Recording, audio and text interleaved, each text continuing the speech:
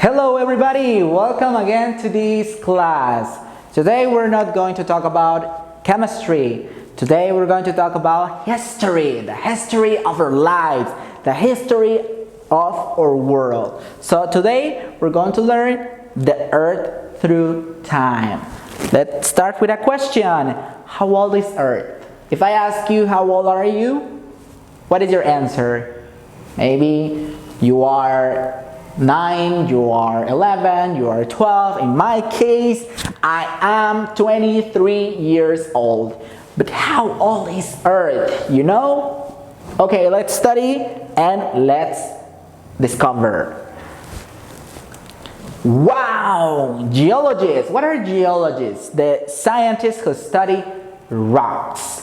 If you like to touch, to see, to smell, maybe to taste rocks, maybe you have in your soul a spirit of a geologist.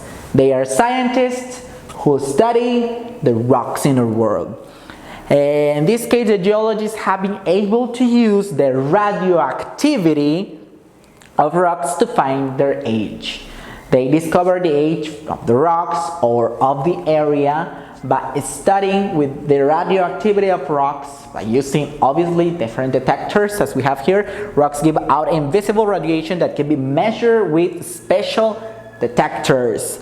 Older rocks are less radioactive than rocks formed recently.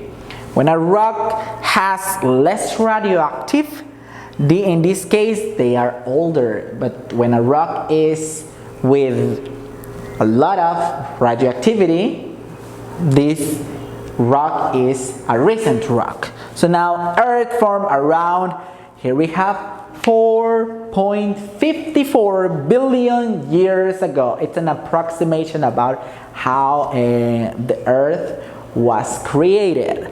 Approximately 1/3 of the age of the universe. So imagine that if I am 23 years old and now the Earth is older than I am, the Earth is 4.54 billion years ago. It's amazing.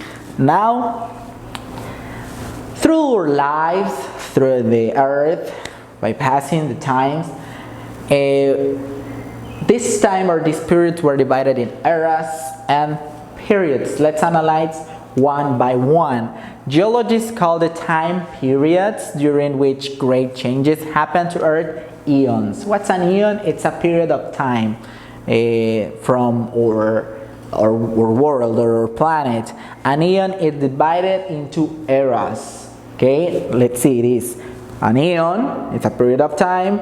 Then an eon is divided into an era or different eras. And then here we have an example. The Paleozoic eon, it's divided into Paleozoic, Mesozoic, and Cenozoic. Now here we have an example of an eon division. An era is divided into periods. Let me repeat you. So an eon is divided into eras, and eras is divided into periods. The Mesozoic era is divided in the periods like Triassic, the Jurassic, and the Cretaceous. So some people say I want to live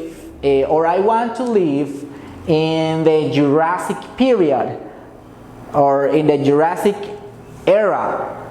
But if you use period in this case, you are using it well.